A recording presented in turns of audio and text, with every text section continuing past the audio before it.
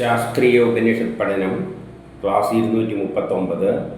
നമ്മളിന്ന് 56-ാമത്തെ ഉപനിഷത്തായിട്ട് മുണ്ഡകോപനിഷത്താണ് എടുക്കുന്നത്.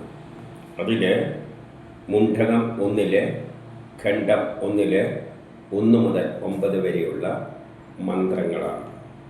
ഇതിൽ സൃഷ്ടിക്രമം, പരാ അപരാ സയൻസ് എന്നീ 2 കാര്യങ്ങളാണ് ചുരുക്കി പറയുന്നത്. അപ്പോൾ നമുക്ക് അതിലേക്ക് തന്നെ കടക്കാം. 1 പറയുന്നു, പരബ്രഹ്മ പുരുഷോത്തമയിൽ നിന്നും ദേവകളിൽ പ്രമുഖനായ ബ്രഹ്മാവ് ഉത്ഭവിച്ചു. അപ്പം നിർഗുണമായ ഒരു ബ്രഹ്മമായിരുന്നു ഉണ്ടായിരുന്നത്. അതിന് ഒരു ഗുണവുമില്ല. പക്ഷേ ഒരു സൃഷ്ടി ഉണ്ടാകുമ്പോൾ, സൃഷ്ടി ഉണ്ടാവുക എന്ന് പറയുമ്പോൾ പ്രേരിപ്പിക്കുന്ന ഒരു ശക്തി വരണം. എന്തിനും പ്രേരിപ്പിക്കുന്ന ഒരു ശക്തി വരണം. നമ്മളിപ്പോൾ ഒരു വീടുണ്ടാകണമെങ്കിൽ നമ്മളെ മനസ്സിൽ നിന്നൊരു പ്രേരണ ഉണ്ടാകുന്നുണ്ട്. അതുകൊണ്ടാണ് വീടുണ്ടാകുന്നത്.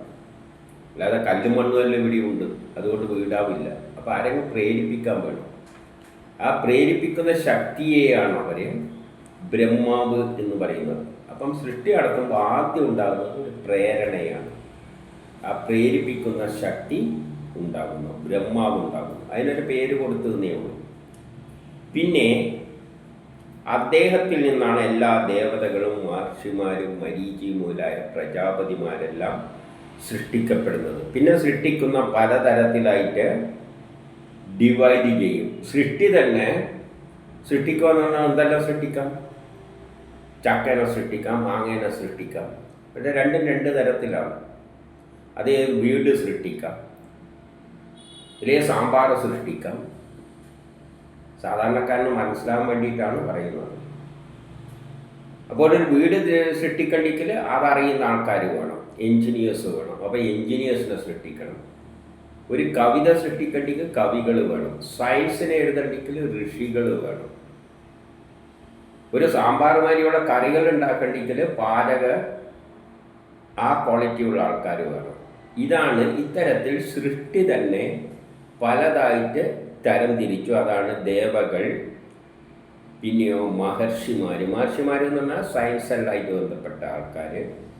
പിന്നെയോ മരീചി മുതലായ പ്രജാപതികൾ. പ്രജാപതികളിലൂടെയാണ് പിന്നെ സൃഷ്ടി, പല രൂപത്തിലുള്ള സൃഷ്ടികൾ വരുന്നു. അപ്പോൾ അത് ആ സൃഷ്ടിക്കുന്ന ശക്തി തന്നെ പലതായി മാറി.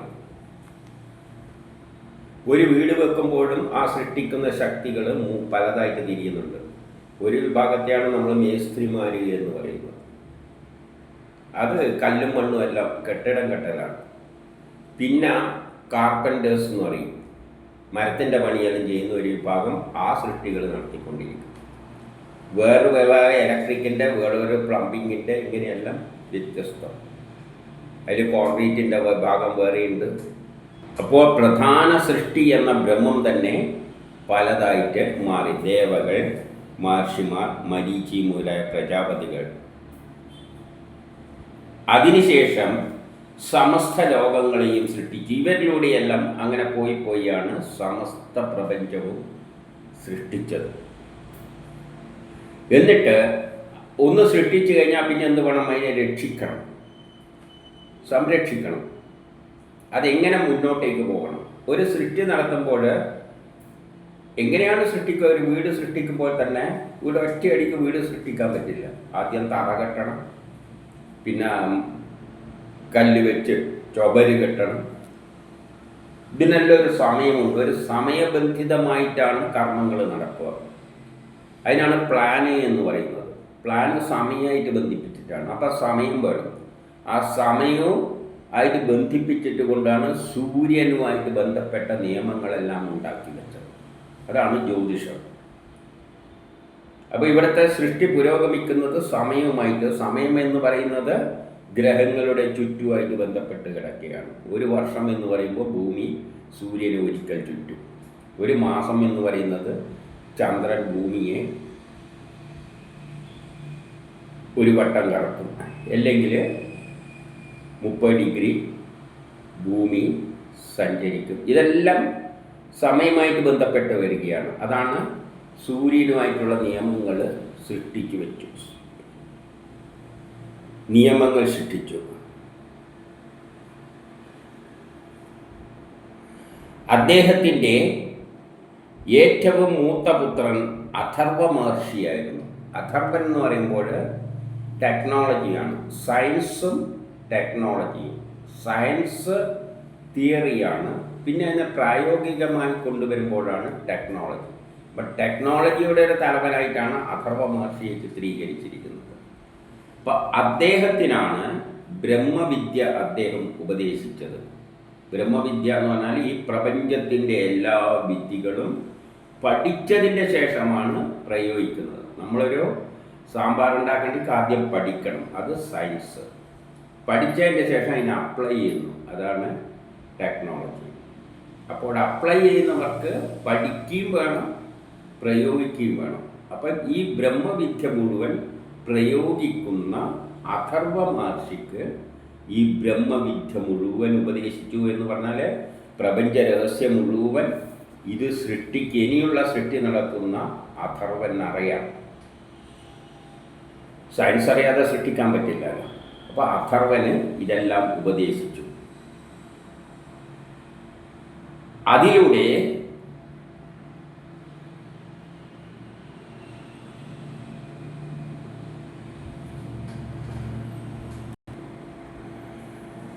എന്താണ് സംഭവിക്കുന്നത്? ഈ ബ്രഹ്മവിദ്യയിലൂടെ ബ്രഹ്മത്തിൻ്റെ 2 രൂപങ്ങളെ പറ്റിയാണ് ഉള്ള ജ്ഞാനമാണ് ലഭിക്കുന്നത്.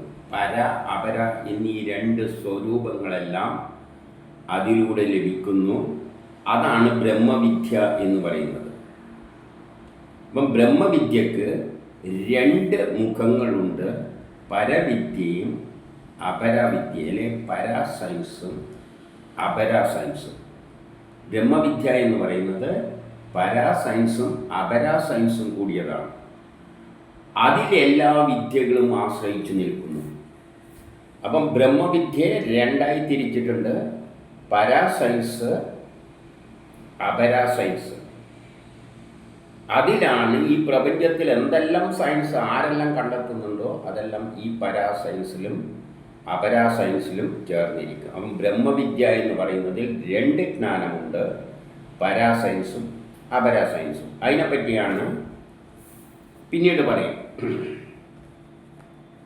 അഥർവ മഹർഷി, അങ്ങനെ അഥർവ മഹർഷി അത് കിട്ടിയപ്പോൾ അത് ഭരദ്വജ വംശത്തിലെ സത്യവഹന് അദ്ദേഹം അത് പറഞ്ഞു കൊടുത്തു.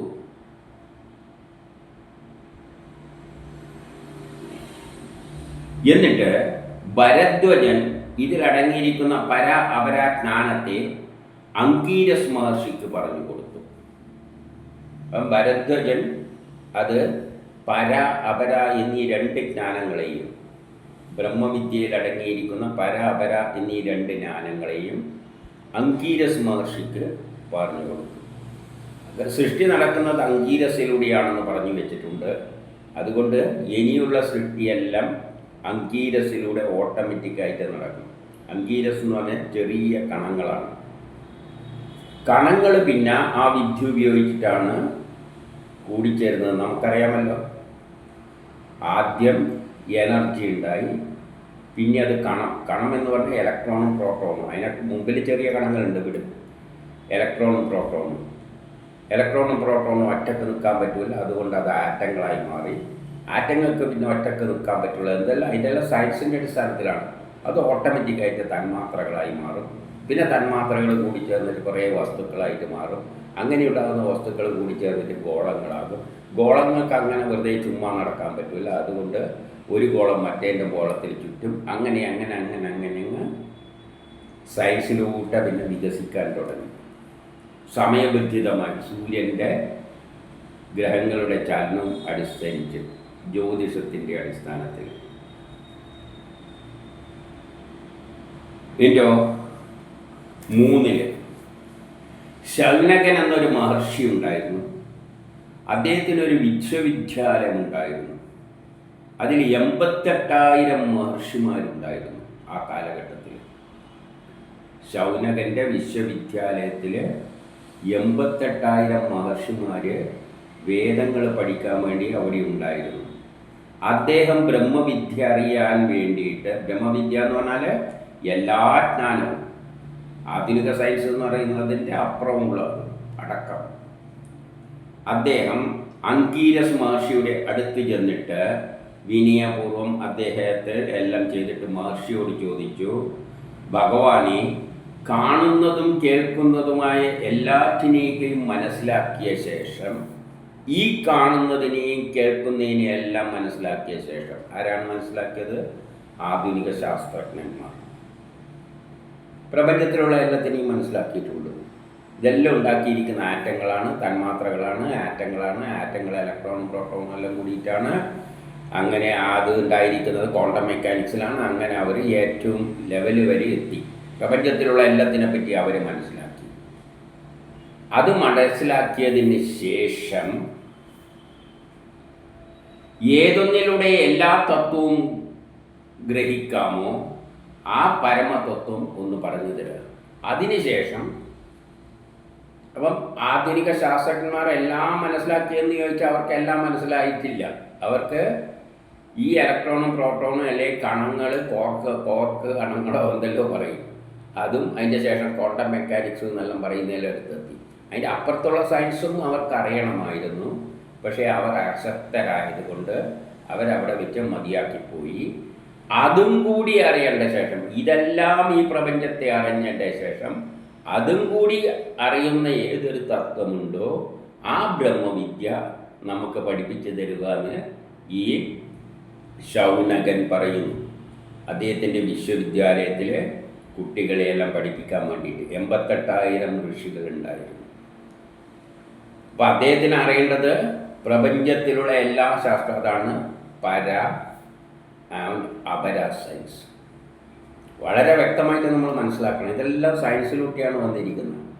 പ്രപഞ്ച സൃഷ്ടി സയൻസിലൂടെയാണ്. പിന്നെ സയൻസ് ഇല്ലാതെ എന്ത് ആത്മീയതയാണ്? വേദങ്ങളൊന്നും സയൻസ് ഇല്ല എന്ന് പറഞ്ഞു നടക്കാനുള്ള. അപ്പോൾ എല്ലാം സയൻസിലൂടെയാണ്. അപ്പം അങ്കീരസ് 4 പറയുന്നു, ശൗനക, പ്രപഞ്ചത്തെ ഗ്രഹിക്കുന്നതിന് മഹർഷിമാർ പറയുന്നത് മനുഷ്യർക്ക് വേണ്ടി അറിയുവാനായിട്ട് 2 വിദ്യകളുണ്ട്. ശൗനക, ഈ ജ്ഞാനമെല്ലാം നേടിയ മഹർഷിമാരെ പറഞ്ഞിരിക്കുന്നത് മനുഷ്യർക്ക് ജ്ഞാനം നേടുവാൻ 2 വിദ്യകളുണ്ട്. പരാ സയൻസ്, അപരാ സയൻസ്. ഇത് രണ്ടും അടങ്ങിയതാണ് ബ്രഹ്മതത്വം. അതാണ് വേദങ്ങൾ. പരയും അപരയും. ഇനി പരയെന്താണ് അപരയെന്താണെന്നോ? ആദ്യം അപരേനെ പറ്റിയാണ് പറയുന്നത്. 5 ഇവയിൽ യാതൊന്നിനാൽ ഈ ലോകത്തെയും ലോകത്തിലെ ഭോഗകാര്യങ്ങളും അവ ലഭിക്കുവാനുള്ള വഴികളും അടങ്ങിയ ജ്ഞാനം ലഭിക്കുന്നുവോ, അങ്ങനെയുള്ള ഭോഗം അനുഭവിക്കുവാനുള്ള വഴി, ഭോഗവസ്തുക്കളുടെ രചന, അവയെ നേടുന്നതിനുള്ള ഉപായങ്ങൾ, വിവിധ സാധനങ്ങൾ എന്നിവ അടങ്ങിയതാണ് അപരവിദ്യ. അപ്പം അപരവിദ്യ എന്ന് പറയുന്നത് ഈ ലോകത്തിലെ സകല ഭോഗകാര്യങ്ങളും, ഈ ലോകത്തിൽ നമുക്ക് ഭോഗസുഖം അനുഭവിക്കാൻ വേണ്ടി എന്തെല്ലാം വസ്തുക്കളുണ്ടോ, അതായത് ഭൗതിക ലോകം നമ്മൾ സുഖിക്കാൻ വേണ്ടിയിട്ട് എന്തെല്ലാം ഇവിടെയുള്ള വസ്തുക്കളുണ്ടോ, അവ ലഭിക്കുവാനുള്ള വഴികൾ, സുഖിക്കാനുള്ള എന്തെല്ലാം നേടാനുള്ള മൊബൈലായാലും എന്തായാലും അത് നേടുവാനുള്ള വഴികൾ, റോക്കറ്റ് കയറിയിട്ട് ആകാശത്ത് പോയി അവിടെ എന്തൊക്കെ ചെയ്യാൻ പറ്റുമെങ്കിൽ അതെല്ലാം നേടാനുള്ള വഴികൾ അടങ്ങിയ ജ്ഞാനം ഏതൊന്നിലൂടെ ലഭിക്കുമോ, ഇന്നത്തെ ഭാഷയിൽ പറഞ്ഞാൽ ആധുനിക സയൻസ്, മനുഷ്യർക്കുള്ള എല്ലാ ഭൗതിക സുഖങ്ങളും നേടുവാനുള്ള വഴികൾ പറയുന്ന ആധുനിക സയൻസ്, ലോകത്തിലെ എല്ലാ ഭൗതിക ഭോഗസുഖങ്ങളും അവ ലഭിക്കുവാനുള്ള വഴികളും അവ ലഭിക്കാനുള്ള ജ്ഞാനങ്ങളും ലഭിക്കുന്നുവോ, അതിലൂടെ എങ്ങനെയെല്ലാം ഭോഗസുഖം അനുഭവിക്കാം, ഇങ്ങനെ പുതിയ പുതിയ വസ്തുക്കളെല്ലാം ഉണ്ടായിട്ട് മൊബൈലും ടി വിയും മറ്റേ അത് ഇതുമെല്ലാം വെച്ചിട്ട് എങ്ങനെ സുഖങ്ങൾ അനുഭവിക്കാം, എങ്ങനെ ചിക്കൻ ഫ്രൈ എല്ലാം ഉണ്ടായിട്ട് കടിച്ചു വലിച്ചു തിന്നാം, ഇങ്ങനെയുള്ള എല്ലാ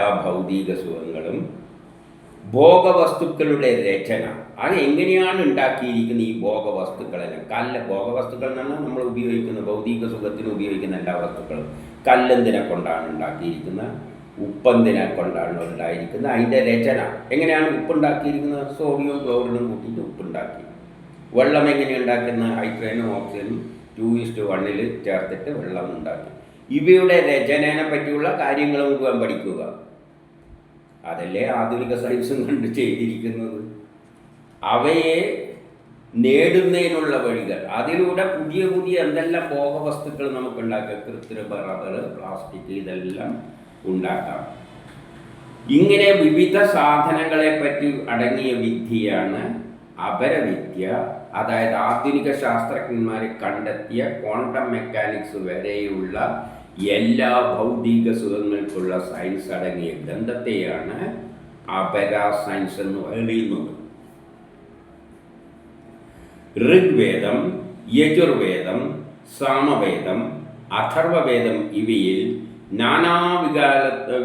വിധത്തിലുള്ള യാഗവിധികളും ഈ 4 ഗ്രന്ഥങ്ങളിലായിട്ട് ഇതെല്ലാം നേടാനുള്ള പല യാഗങ്ങൾ, എങ്ങനെ എന്തെല്ലാം യജ്ഞത്തിലൂടെ ഇവയെല്ലാം നേടാനുള്ള യാഗവിധികൾ, അതിലൂടെ എന്തെല്ലാം ഫലങ്ങൾ ലഭിക്കും. നിങ്ങൾ റോക്കറ്റ് കയറി പോയി കഴിഞ്ഞാൽ സുഖമായിട്ട് ആകാശത്ത് പോയി താമസിക്കാം, ഇവിടെ വെള്ളമെല്ലാം ഉണ്ട് എന്നെല്ലാം പറഞ്ഞു വെച്ചിട്ടുണ്ട് വേദങ്ങളിൽ. വിസ്താരപൂർവം വിവരിച്ചിരിക്കുന്നു. ഏതിൽ? ഋഗ്വേദം, യജുർവേദം, സാമവേദ, അഥർവവേദത്തിൽ ലോകത്തിലുള്ള ഭൗതിക സുഖങ്ങൾ നേടാനുള്ള എല്ലാ അപരാ സയൻസുകളും മോഡേൺ സയൻസുകളും വിവരിച്ചു വെച്ചിരിക്കുന്നു. വിസ്താരപൂർവം വിവരിച്ചു വെച്ചിരിക്കുന്നു. ഇവിടെ ഋഗ്വേദം, യജുർവേദം, സാമവേദങ്ങളിൽ. ജഗത്തിലെ എല്ലാ വസ്തുക്കളുടെയും വർണ്ണന, ഈ പ്രപഞ്ചത്തിൽ എന്തെല്ലാം വസ്തുക്കളുണ്ടോ അതിൻ്റെ എല്ലാം വർണ്ണന വേദത്തിൽ എങ്ങനെയാണ് ചെയ്തിരിക്കുന്നത്? ദേവത എന്ന് പറഞ്ഞുകൊണ്ട് എല്ലാ വസ്തുക്കളുടെയും വർണ്ണന നടത്തിയിട്ടുണ്ട്. ആകാശത്തിൻ്റെ വർണ്ണനയുണ്ട്, വായുവിൻ്റെ വർണ്ണനയുണ്ട്, ജലത്തിൻ്റെ വർണ്ണനയുണ്ട്, രുദ്രൻ്റെ വർണ്ണനയുണ്ട്. എല്ലാത്തിൻ്റെയും വർണ്ണന, അമ്മിക്കല്ലിൻ്റെ വർണ്ണന വരെ, അമ്മിക്കല്ലെന്ന് പറഞ്ഞാൽ പൊടിക്കുന്ന മെക്കാനിക്കൽ ഉപകരണങ്ങൾ, അതിൻ്റെ എല്ലാം വർണ്ണന വേദങ്ങളിൽ ദേവത എന്ന് പറഞ്ഞുകൊണ്ട് നീട്ടി വലിച്ച് എഴുതി പിടിപ്പിച്ച് വെച്ചിട്ടുണ്ട്. അത് നമ്മൾ കണ്ടുകൊണ്ടിരിക്കുകയാണ്. അപ്പം ജഗത്തിലെ എല്ലാ വസ്തുക്കളുടെയും വർണ്ണന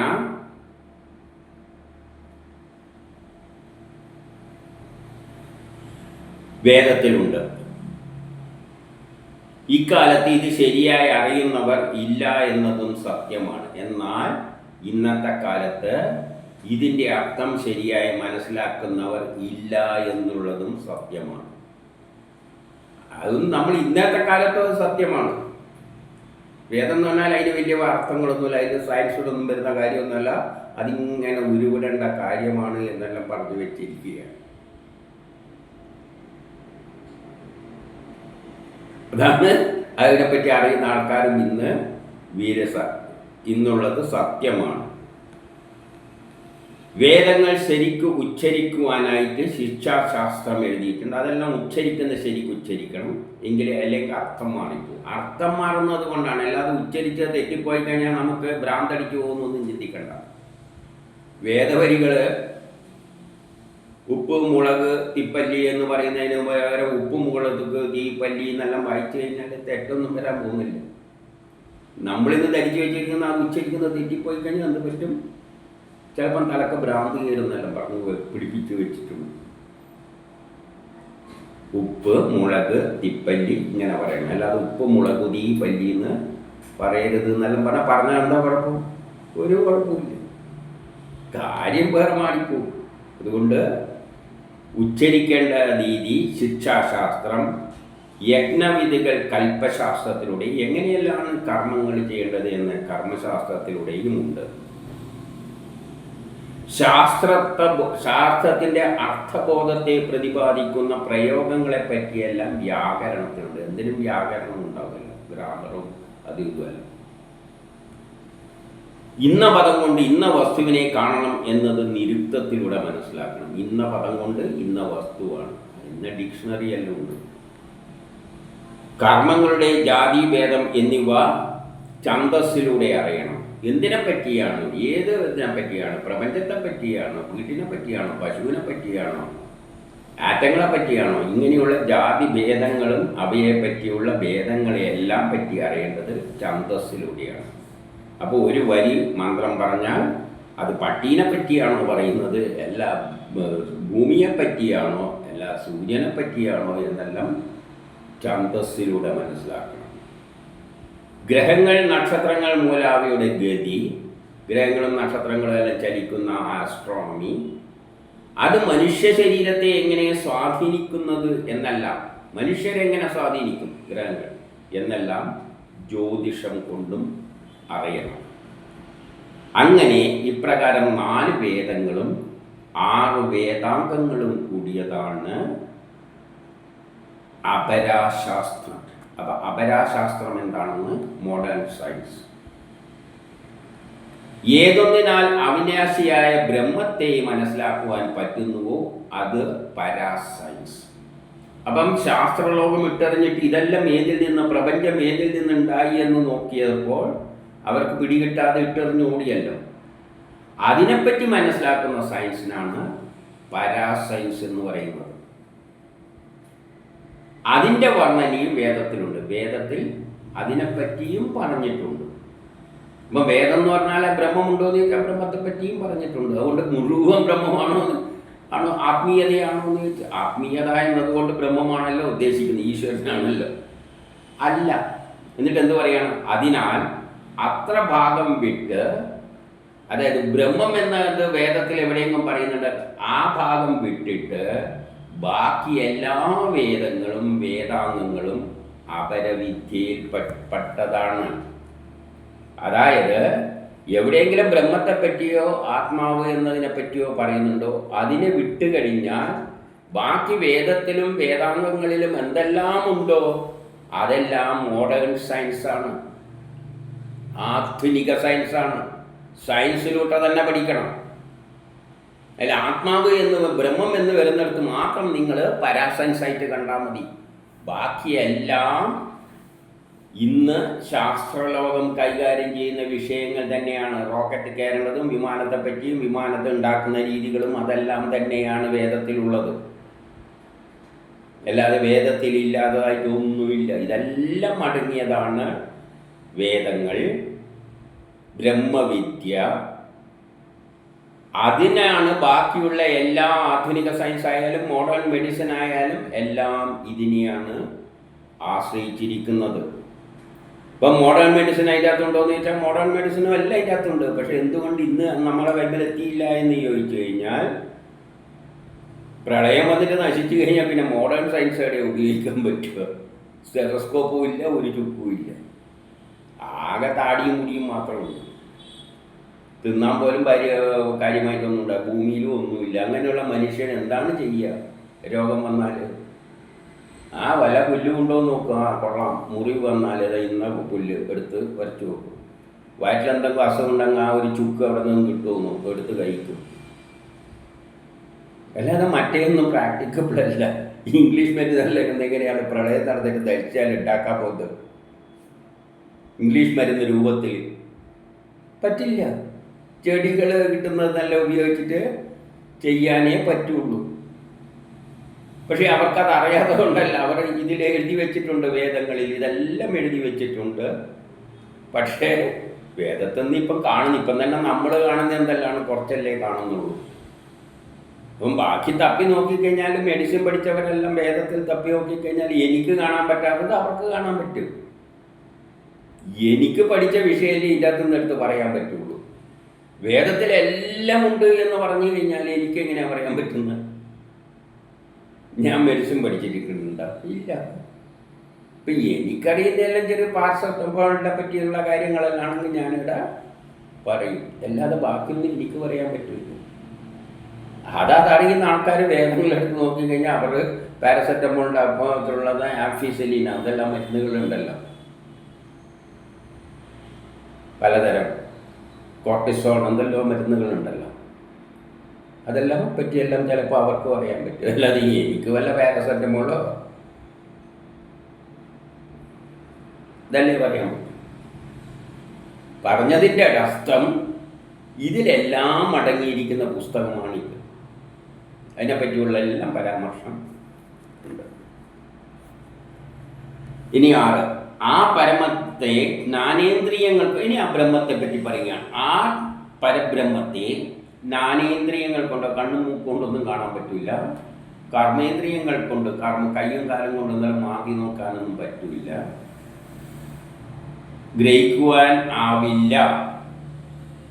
അതിന് ഗോത്രമൊന്നുമില്ല. ആ ഈശ്വരന് എൻ്റെ ആളാണ്, ഇന്ത്യ ഗോത്രക്കാരാണ് എന്നുള്ള ചിന്തയൊന്നുമില്ല. നമ്മൾ മറ്റുള്ള മതഗ്രന്ഥങ്ങളെല്ലാം കാണാം, ആ ദൈവം വന്നിട്ട് അതാ ഞാൻ നിങ്ങളുടെ ആളാണ്, മറ്റവനെ തട്ടിക്കൊള്ളണം, ഇതെല്ലാം അതിനകത്ത് പറയുക. മറ്റവനെ കണ്ടെടുത്ത് വെച്ച് വെട്ടിക്കൊന്നോളണം.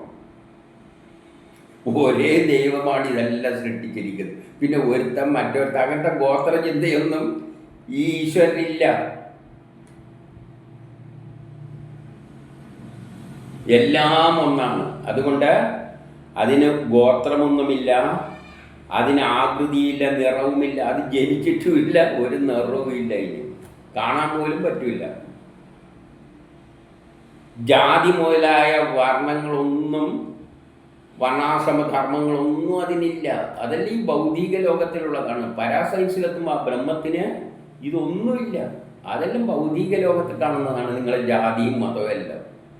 അല്ലാതെ അതിന് ഇതിലൊന്നും കാര്യമില്ല. അതിവിടുത്തെ കാര്യം നോക്കുന്നുമില്ല, ഒന്നിലും തലയിടാൻ പോകുന്നുമില്ല, ആരെ മുമ്പിലും പ്രത്യക്ഷപ്പെടാൻ പോകുന്നുമില്ല. ഇതെല്ലാം ആരല്ലോ എന്തെല്ലോ വായിക്കുമെന്നത് അടിച്ചു വിട്ടതാണ്. ആ ഈശ്വരൻ നിർഗുണമാണ്, അത് ഏകനാണ്, അതാണ് ഈശ്വരൻ. അല്ലാതെ ബാക്കിയുള്ളതെല്ലാം ദേവതകളാണ്, അതിൽ നിന്ന് ഉത്ഭവിച്ചു വന്ന സംഗതികളാണ്. അതിൽപ്പെടുന്നത് തന്നെയാണ് നമ്മൾ. അതിന് കണ്ണ്, കാല്, മൂലാവി ഒന്നും തന്നെയില്ല, അവയവങ്ങളൊന്നും തന്നെയില്ല. അങ്ങനെ സിംഹാസനത്തിൽ കയറിയിരിക്കുന്നൊന്നുമില്ല. അത് ധരിച്ചു വെച്ചിട്ടുണ്ട് സിംഹാസനത്തിൽ ഇരിക്കുകയാണെന്ന്. അതിന് ഒന്നുമില്ല. അതിനൊരു സിംഹാസനമില്ല, ഒരു ചുക്കുമില്ല. അതിന് കയ്യുമില്ല, കാലുമില്ല, ഒരു ചുക്കുമില്ല. ഇതിൻ്റെ അവൻ നിത്യനാണ്, അവനാണ് എന്നും നിലനിൽക്കുന്നത്. അവന് നാശമില്ല. ബ്രഹ്മത്തിന് മാത്രമേ നാശമില്ലാതെയുള്ളൂ. എല്ലായിടവും അത് വ്യാപിച്ചിരിക്കുന്നു, അതിസൂക്ഷ്മമാണ്, അതിനെ മനസ്സിലാക്കാൻ നമുക്ക് പറ്റില്ല. അന്തരാത്മാവിൻ്റെ രൂപത്തിൽ നമ്മളെ ഉള്ളിൽ കിടക്കുന്നുണ്ട്. നമ്മളെ ഉള്ളിലും അത് സർവ്വവ്യാപിയാകുമ്പോൾ നമ്മളെ ഉള്ളിലും അന്തരാത്മാവിൽ, ഹൃദയത്തിൽ കിടന്നുകൊണ്ടാണ് നമ്മളെ അത് ആക്ടിവേറ്റ് ചെയ്യിപ്പിക്കുന്നത്, നമ്മളെ ഓരോ കർമ്മം ചെയ്യിപ്പിക്കുന്നത്. നമ്മളെ കർമ്മം ചെയ്യാനാണ് സൃഷ്ടിച്ചിരിക്കുന്നത്. അത് ഉള്ളിൽ കിടന്ന് നമ്മളെ കൊണ്ട് ഒരു ചിന്ത ഉണ്ടാക്കിപ്പിച്ചിട്ട് അതിൻ്റെ പിന്നാലെ ഓടിപ്പിക്കും, അതിൻ്റെ കാര്യം നേടാൻ വേണ്ടിയിട്ട്. നമ്മളെ കാര്യം എന്ന് ചിന്തിച്ച് മണ്ടന്മാരായിട്ട് ചെയ്യുകയാണ്. അതുകൊണ്ട് മണ്ടന്മാരാകരുത്. അതാണ് എന്നെക്കൊണ്ട് ചെയ്യിക്കുന്നത്, അതുകൊണ്ട് ഞാനിതാ ചെയ്ത് തന്നേക്കാന്നും പറഞ്ഞാൽ ചെയ്യുക. അതാണ് കുറച്ചും കൂടിയും ബുദ്ധി. അപ്പം എൻ്റെ ചിന്ത എനിക്ക് വേണ്ടി എന്ന ചിന്ത ഉണ്ടാകരുത്. അതെന്നെ സൃഷ്ടിച്ചിരിക്കുന്നത് എന്തോ ലോകത്തിന് പുരോഗമിക്കണം, അദ്ദേഹത്തിന് എന്തോ ഒരു സുന്ദരമായ വസുദേവ ലോകം ഉണ്ടാക്കണം, അതിനു വേണ്ടിയിട്ട് എന്നെ സൃഷ്ടിച്ചിരിക്കുക. ഞാൻ ചെയ്യേണ്ടതങ്ങ് ചെയ്തു കൊടുത്തേക്ക്, എന്നാ പിടിച്ചോ. ഈ തരത്തിൽ കർമ്മം ചെയ്യുക. അവൻ പരിപൂർണനാണ്, അതിനൊന്നിൻ്റെ കുറവും ഇല്ല. ഇനി 7 ഇപ്രകാരം, ഏതു പ്രകാരം 8 കാലി അതിൻ്റെ വയറ്റിൽ നിന്നും വല വിരിച്ച് ഇങ്ങനെ വിരിക്കും. 8 കാലി അതിൻ്റെ വയറ്റിൽ നിന്നും നൂലെടുത്ത് ഇങ്ങനെ വല വിരിച്ചിട്ട് ആവശ്യം കഴിയുമ്പോൾ ചുറ്റിക്കൂട്ടിയിട്ട് ഉള്ളിലേക്ക് തന്നെ കൊണ്ടുപോകും. അതുപോലെ ആ ബ്രഹ്മത്തിൽ നിന്നും ഈ പ്രപഞ്ചം ഇങ്ങനെ ഉണ്ടായി വരും, പ്രളയം വരുമ്പോൾ തിരിച്ച് അതിൻ്റെ അകത്തേക്ക് പോകും. ഇങ്ങനെ ഈ പ്രപഞ്ചത്തെ മനസ്സിലാക്കുക. അപ്പം ഏതോന്നിൽ നിന്നാണോ ഈ പ്രപഞ്ചം ഉണ്ടാകുന്നത് കൂടിച്ചത്, അത് നമ്മൾ പ്രപഞ്ചത്തിൽ ഇപ്പം കണ്ടിട്ടുണ്ട്. ശാസ്ത്രലോകം മനസ്സിലാക്കാൻ വലിയ പ്രയാസമൊന്നുമില്ല. വലിയ സൂര്യനും ഗ്രഹങ്ങളും എല്ലാം കൂടിയിരുന്ന കത്തി ഒരു ദിവസം അമർന്നിട്ട് എന്തായിട്ടുണ്ട്, ബ്ലാക്ക് ഹോളായിട്ട് മാറിയിട്ടുണ്ട്, നിർഗുണമായ അവസ്ഥയിലേക്ക്.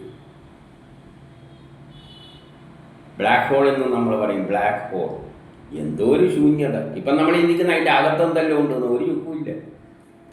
അത് ബ്രഹ്മത്തിൻ്റെ ഒരു ചെറിയ ബ്രഹ്മം എന്ന് പറയാം, ചോട്ടാ ബ്രഹ്മം എന്ന് വേണ്ടിയിട്ട് പറയാം. അതിൽ പോയി വിലയിക്കും. ഇനി ഒരു സമയം എന്തെന്ന് ചെയ്യും, അതിൽ നിന്ന് ഇങ്ങനെ ആ ഗ്രഹങ്ങളെല്ലാം ചേരി വരികയും ചെയ്യും.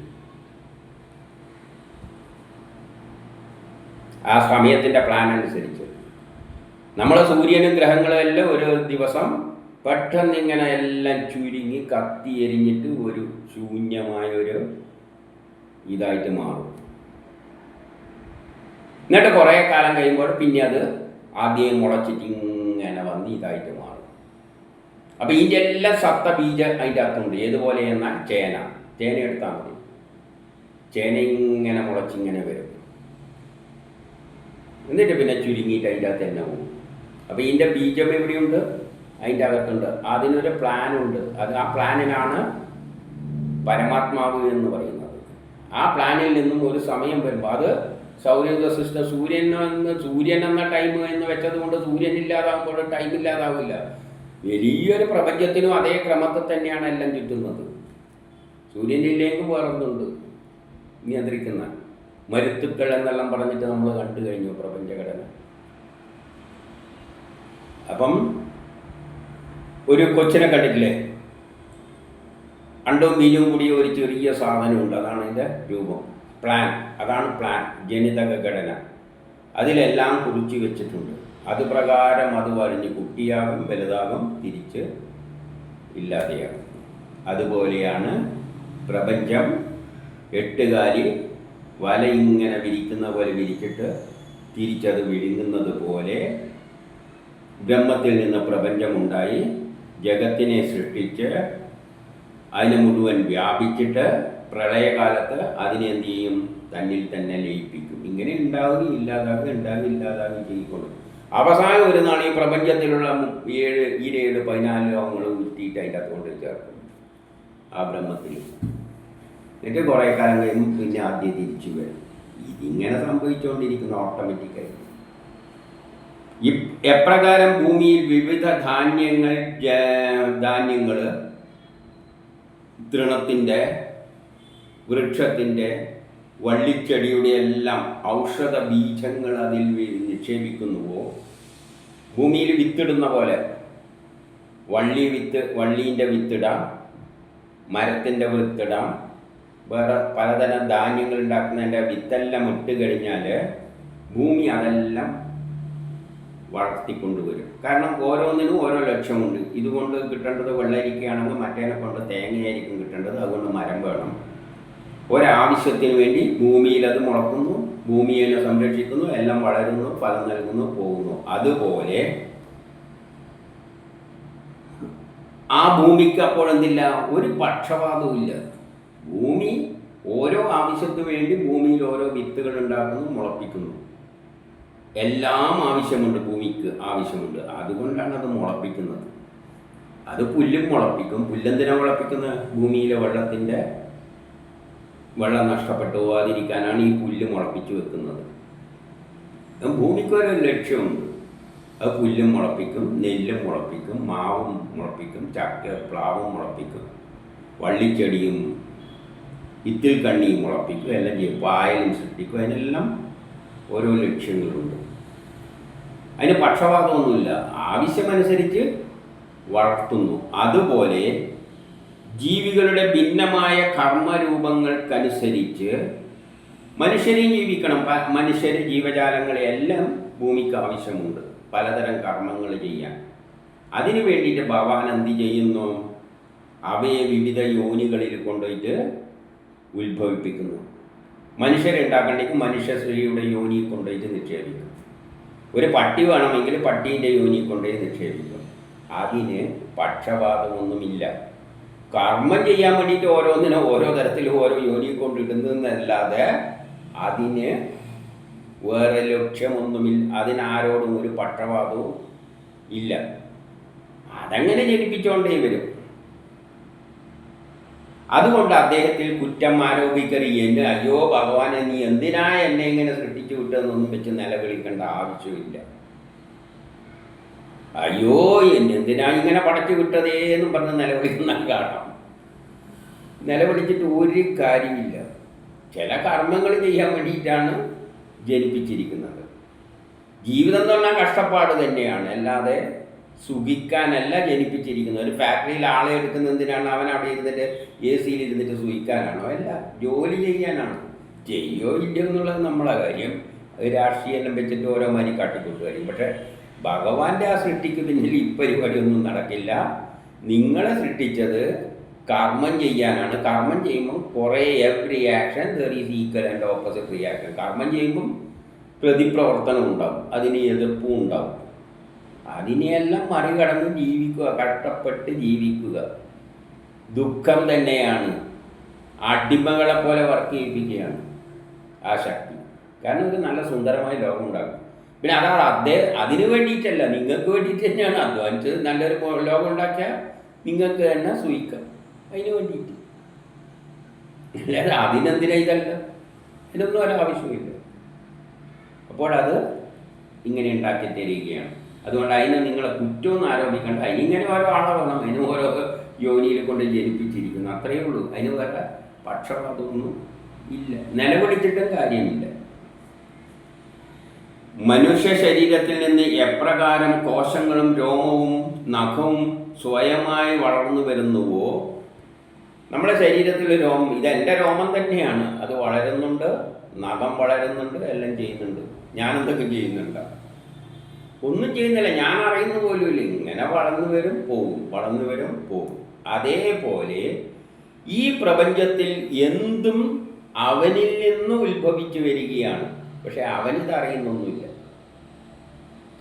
ബ്രഹ്മത്തിൽ നിന്നാണ്, അവൻ്റെ ശരീരത്തിൽ നിന്ന് തന്നെയാണ് ഇതിങ്ങനെ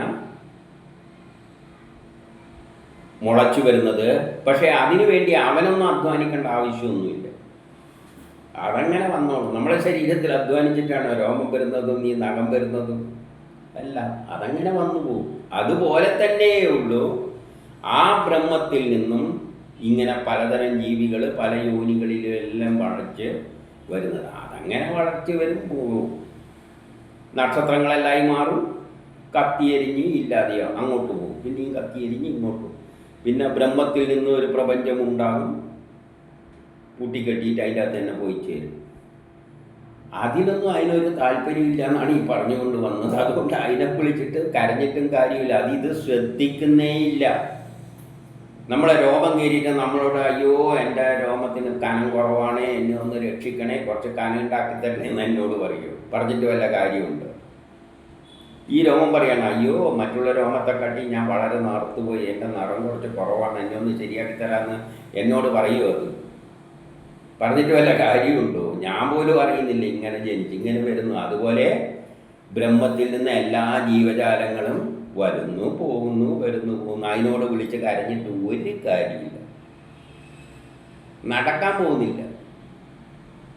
അതുകൊണ്ട് അവനവൻ്റെ കർമ്മം ചെയ്തിട്ട് പോയിക്കൊള്ളുക. ഇനി 8, സൃഷ്ടികാലം അടുക്കുമ്പോൾ. അപ്പോൾ ബ്രഹ്മത്തിന് ആ സൃഷ്ടി കാലം അടുക്കുമ്പോൾ എന്താ സംഭവിക്കുന്നതെന്ന് വെച്ചാൽ, പരബ്രഹ്മ പുരുഷോത്തമനിൽ സങ്കല്പം ഉടലെടുക്കുന്നു. ആ സമയത്ത് അവിടെ ഒരു ശക്തി വിശേഷം, അതിനാണ് ഈശ്വരൻ എന്ന് പറയുന്നത്. ഈശ്വരനിൽ ഒരു സങ്കല്പം ഉണ്ടാകുന്നു. ഒരു സങ്കല്പത്തിൽ നിന്നാണ് എല്ലാം ഉണ്ടാകുന്നത്. ഇപ്പം നമ്മളൊരു വീട് വെക്കുന്നുണ്ടെങ്കിൽ നമ്മളെ മനസ്സിലൊരു സങ്കല്പം ഉണ്ടാകും. ആ ഒരു വീട് വേണം, 3 മുറി വേണം, അതിന് ടോയ്ലറ്റ് വേണം, മറ്റേ ഇന്നത് വേണം, അത് വേണം എന്നെല്ലാം സങ്കല്പിച്ചിട്ട് അതാണ് പേപ്പറിലാക്കിയിട്ട് പ്ലാനാക്കിയിട്ട് ഉണ്ടാക്കുന്നത്. ഒരു സാമ്പാർ ഉണ്ടാക്കണമെന്ന് നമ്മളെ മനസ്സിൽ തോന്നുമ്പോഴാണ് സാമ്പാറായിട്ട് മാറുന്നത്. അപ്പോൾ ആ സാമ്പാർ ആകുന്നതിനെക്കാട്ടി മുമ്പിൽ അതിൻ്റെ ഒരു സങ്കല്പത്തിലൊരു പ്ലാൻ ഉണ്ടാക്കിയെടുക്കണം മനസ്സിൽ. അപ്പം അതിൻ്റെ മനസ്സിലും ഒരു പ്ലാൻ ഉണ്ടാകുന്നു. ഇന്ന കാലത്തിനനുസരിച്ച് ഈ ഭൂമി പണിതിട്ടും പണിതീരാത്തൊരു പറഞ്ഞിട്ടൊരു പാട്ടില്ലേ, പ്രപഞ്ചമേന്ന്. പണി തീരാതൊന്നുമില്ല, ഒരു കാലം തീരുമ്പം പിന്നെ അടിച്ചെട്ടിക്കൊണ്ടുപോവുകയും ചെയ്യും. അപ്പോൾ ഒരു പ്ലാൻ അനുസരിച്ച് സമയബന്ധിതമായിട്ട് സൂര്യൻ്റെ ചലനത്തിനനുസരിച്ച് ഒരു പ്ലാന് വിഭാവനം ചെയ്തിട്ടുണ്ട്.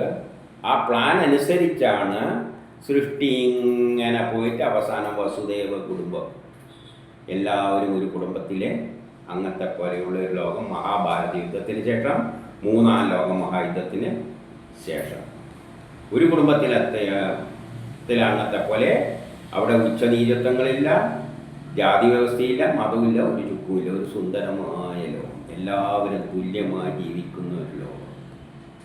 അതിലേക്കാണിത് കൊണ്ടുപോകുന്നത്. അതാണ് അതിൻ്റെ സങ്കല്പമായ ലോകം. അപ്പോൾ അതിൻ്റെ മനസ്സിലൊരു സങ്കല്പം ഉണ്ടാവും, ഇങ്ങനെ അവസാനമൊന്നുണ്ടാക്കണം. അത് പ്രകാരം കാര്യം അതിനൊന്നും നമ്മൾ വിചാരിച്ചാൽ പിടിച്ചേക്കാരൊന്നും പറ്റില്ല. അതങ്ങനെ പോവുക തന്നെ ചെയ്യും, അവിടത്തേക്ക് തന്നെയാണ് പോകുന്നത്. അപ്പോൾ ആ സങ്കല്പത്തിൽ നിന്ന് ഉടലെടുക്കുന്നു. അതായത് സൂക്ഷ്മ രീതിയിൽ സൃഷ്ടിക്കേണ്ട വസ്തുക്കളെയെല്ലാം ശരിയായ നിർമ്മാണത്തിനുള്ള സങ്കല്പം അതിൽ നിന്നും ഉണ്ടാക്കിയെടുക്കുന്നു.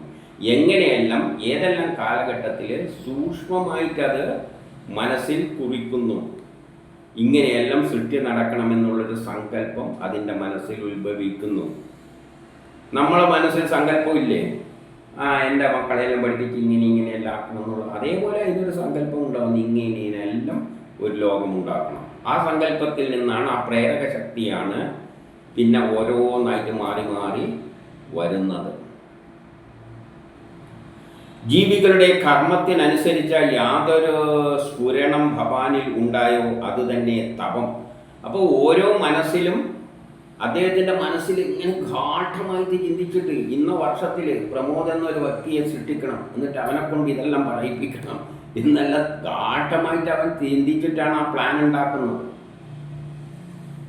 അതിനാണ് അതിൻ്റെ തപം എന്ന് പറയുന്നത്. ബ്രഹ്മത്തിൻ്റെ തപം അതാണ്. നമ്മളിപ്പം വലിയ കെട്ടിടങ്ങളെല്ലാം കണ്ടിട്ട്, എത്ര വലിയ കെട്ടിടങ്ങളാണ്. അതെല്ലാം ഒരു മനസ്സിൽ ഒരുത്തൻ ഇരുന്നിട്ട്, ഒരുത്തനോ കുറച്ച് പേരെ ഇരുന്നിട്ട്, മനുഷ്യന്മാർക്ക് കുറേ ഉണ്ട്. ഇതാ ബ്രഹ്മം തന്നെയാണ് ചെയ്യേണ്ടത്.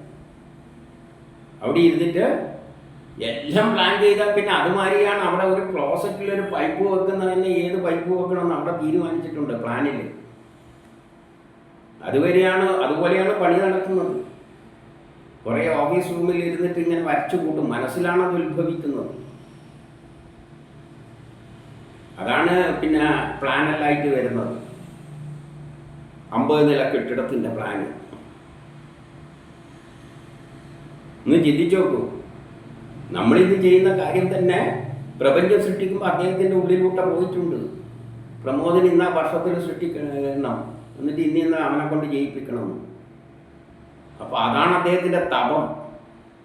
അത് മനസ്സിലിങ്ങനെ സ്ഫുരിംഗമായിട്ട് വന്നുകൊണ്ടിരിക്കും. ആ സമയത്ത് ആ സൃഷ്ടി നടക്കുന്നിടത്ത് എന്തെല്ലാം വേണമെന്ന് അത്രയും ഗാഢമായി ചിന്തിച്ചിട്ടാണ്, ആ പ്ലാനിനനുസരിച്ചാണ് വരുന്നത്. പ്ലാനില്ലാതെ ഒരു പരിപാടിയും നടക്കില്ല.